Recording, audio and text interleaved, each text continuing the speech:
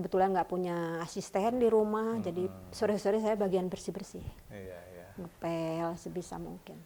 Hampir bersih-bersih. setiap hari waktu itu Setiap ya. hari. Ngepelnya karena mungkin debu-debunya Sekarang luar agak biasa. beranilah ke atas, tadinya mah nggak Oh, berani. sudah berani sekarang ke atas. Kamar mandi nggak berani lama, nggak pernah dikunci. Hanya ngasih tahu aja, ibu lagi di kamar mandi. Ya.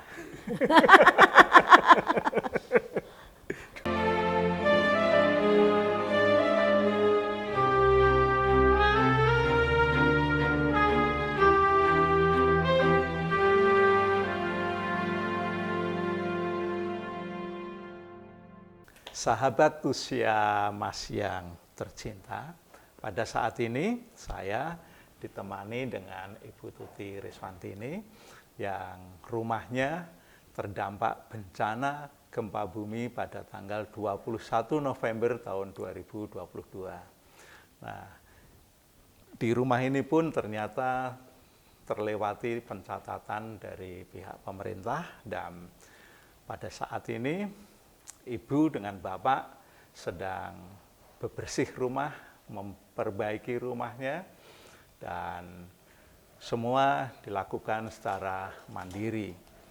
Bu Tuti, kira-kira apa yang dialami Ibu pada saat pertama kali terjadi gempa ini? Ketika tanggal 21 November itu, saya memang sudah siap-siap mau keluar pintu, mau menghampiri cucu. Menghampiri ya, cucu. Di tengah-tengah rumah ini, begitu terjadi gempa, saya langsung lari dalam hitungan detik, lari dan bersahut-sahutan dengan pecahnya atap-atap rumah di genteng, dan itu bunyinya sangat menyeramkan ya. Barangkali kalau saya telat lari mungkin ya alhamdulillah masih dilindungi oleh Allah ya. Mungkin ketimpa itu atap ya. Gitu. Lalu cucunya juga sempat dipegang oleh Ibu. Nah, cucunya di beda rumah.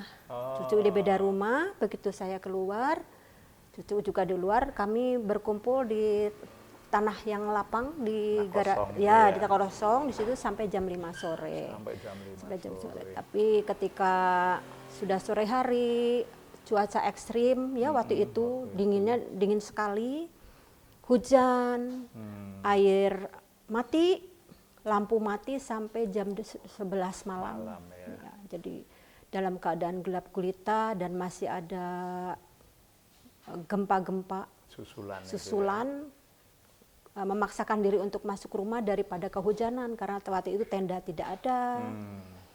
Belum ada bantuan dari mana-mana. Pada hari pertama. Pada hari pertama. Ya. Gitu. Ketika gempa terjadi pertama kita tidak begitu itu ya, masih seperti halnya luka masih belum terasa. Nah, ketika malam kami itu mulai trauma. Malam hari, besoknya lebih-lebih karena ratusan kali ya. Iya, ratusan kali, dan ingat banget saya jam 2 malam itu hari kedua, malam Jumat, saya ingat. Itu yang gempanya 4,2 ya. Itu saya sampai teriak keluar rumah karena kami semua bareng tidur di sini.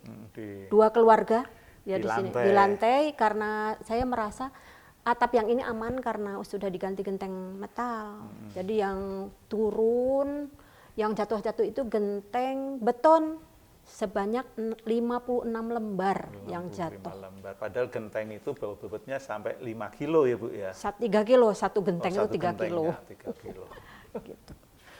Nah, Ibu kan tadi masuk malam belum terasa ada trauma ya?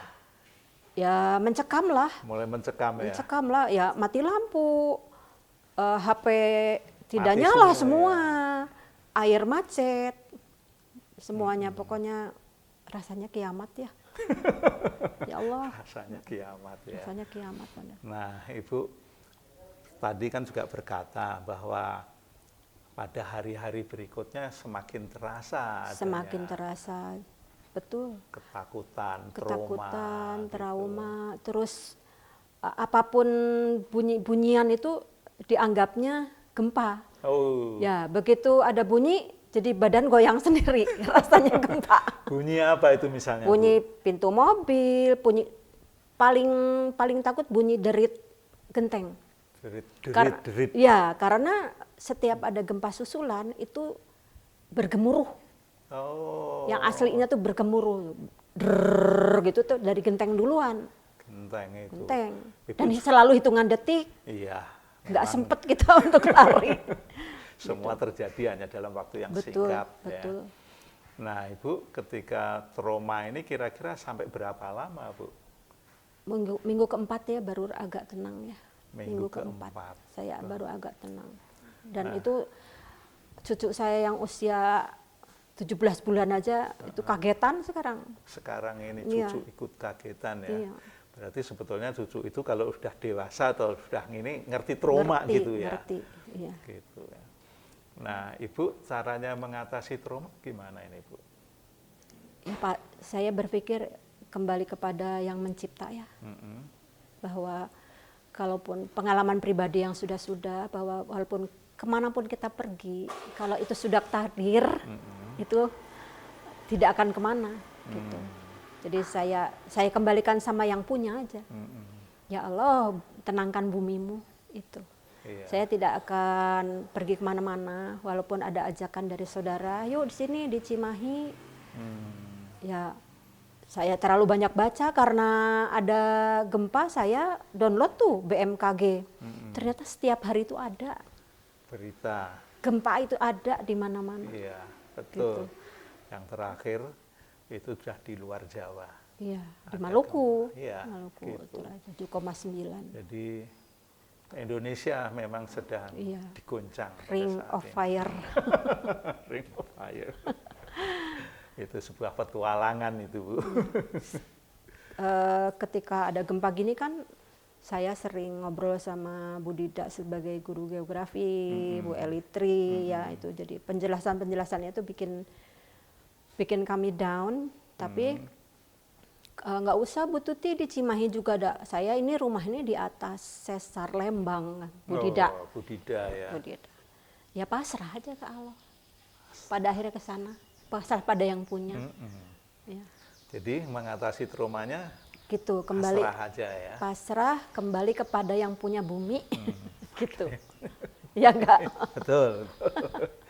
Nah, dia yang menciptakan Betul, segala-galanya kan betul. gitu ya. Minta tenangkan bumimu gitu. Selain doa itu apa lagi, Bu? Apa ya? Ya kita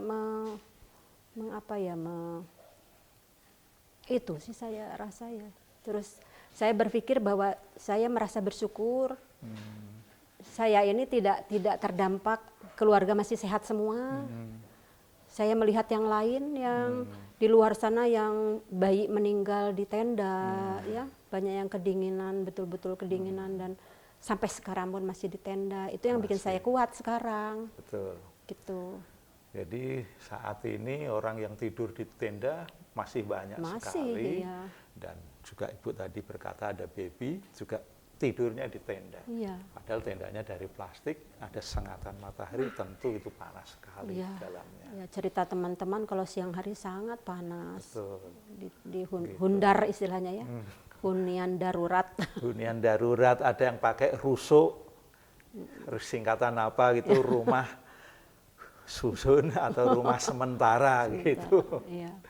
Nah itu Bu, Ibu juga tentu pengen juga lepas dari circle di rumah ini untuk ya istilahnya kan healing gitu ya, Bu ya, ke tempat mana, tempat mana. Gimana Bu?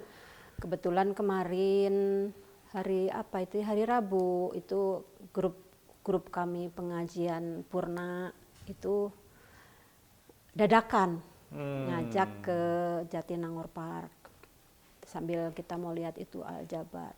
Ayo ikut ajak kami rame-rame, ketemu sama teman-teman yang lama nggak ketemu, dengan Bu Eet, Bu Iis. Senang ya Bu ya. Alhamdulillah. Agak lepas sebentar dari rutinitas, dari goyangan bumi Cianjur. Tapi pada akhirnya sekarang kalau yang 2,0 magnitudo, 1, nggak berasa gitu. Nggak berasa. Nggak Karena berasa. mungkin sudah kebal lagi ya. Bukan, ketuker sama apa namanya badan sendiri yang suka vertigo. Itu. Emang Jadi Ibu punya bingung ya. vertigo? Kadang, memang sejak habis gempa, pasca gempa itu saya migrain, nggak tahu migrain dari psikis, nggak tahu fisik ini. 3 minggu. 3 minggu 3 ya minggu migrainnya Ibu ya. Ya, bisa psikis Bisa ya. ya. Gitu kan. Secara nggak disadari barangkali.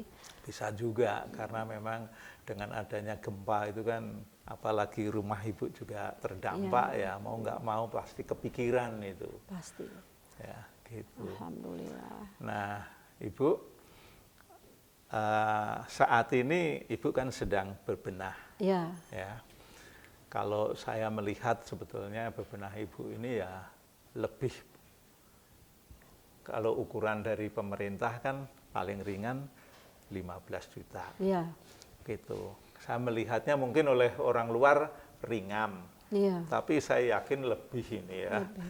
Saya waktu di data pertama itu disebutnya rusak sedang. Rusak sedang. Rusak sedang. Karena habis genteng atas kan. Hmm, Ada nanti fotonya saya Iya. kasih ya. Gitu. Karena sekarang di foto mah sudah bagus. Sudah bagus. Sudah bagus. Berjalan ya. sebulan ini, hari ke-28 yang kerja. Luar Gitu. biasa. 1 bulan 150 tukangnya kenainya 100 lah paling murah. Makannya, Nah, iya. rokoke, terus Haruslah. cemilane. Taruhlah itu 300.000 ya Iya, sehari iya. kali 28 itu belum bahan-bahannya ya. Bahannya. Jadi memang pemerintah sifatnya kalau memberi hanya membantu saja. Iya. Dan itu bagi rumah-rumah yang parah-parah nggak mungkin itu Iya. terjadi pembiayaan Iya. segitu. Karena rumah yang 100 juta hanya 60 juta. 60 Dan itu juta. juga modelnya kan Nggak separohnya ya. Nggak separohnya. gitu. Nah, terus Ibu membangun ini sudah 28 hari ya, Iya. Ibu. Mungkin Bapak pekerjaannya jadi tambah ini ya. Ya, jadi tukang juga, Dari asisten. Ya. Terus Ibu sendiri gimana? Termasuk saya pikir supaya agak berkurang ininya, apa namanya, pengeluarannya ya saya pelitur sendiri, saya furnish sendiri yang saya bisa lakukan. Kemarin saya ngecat pagar depan, pagar, ya. kebetulan punya stok catnya itu, yang saya bisa lakukan. Dan saya kebetulan nggak punya asisten di rumah, jadi sore-sore saya bagian bersih-bersih, Iya, iya. ngepel sebisa mungkin. Hampir Bersih-bersih. setiap hari waktu itu Setiap ya. hari. Ngepelnya setiap hari. karena mungkin debu-debunya Sekarang luar agak biasa. beranilah ke atas, tadinya mah nggak Oh, berani. sudah berani sekarang ke atas. Kamar mandi nggak berani lama, nggak pernah dikunci. Hanya ngasih tahu aja, ibu lagi di kamar mandi, nggak akan dikunci. Kealaman nggak, Bapak? Kalau saya kan di rumah sana nggak terjadi apa-apa ya. Saya pas di rumah, Bersyukur ya. yang di rumah saat itu tanggal 21 ada istri. Saya ada di rumah singgah pasien ini. Oh, Di rumah singgah pasien suara gerobiak itu sirine ambulan bunyi bunyi semua. otomatis. Gitu. Wah, saya terus lari keluar lihat motor pada jatuh pas di tikungan-tikungan gitu. Oke, Ibu, Ya. terima kasih sekali. Ya. Begitu sahabat Usia Mas, bincang-bincang kami dengan Ibu Tuti Reswantini yang pada saat ini beliau sedang memperbaiki rumahnya dan dia juga sudah bisa mengatasi sedikit traumanya yang pernah dialami, sedikit-sedikit bergetar. Oke, begitu sahabat Usia Mas, sampai ketemu di lain kesempatan.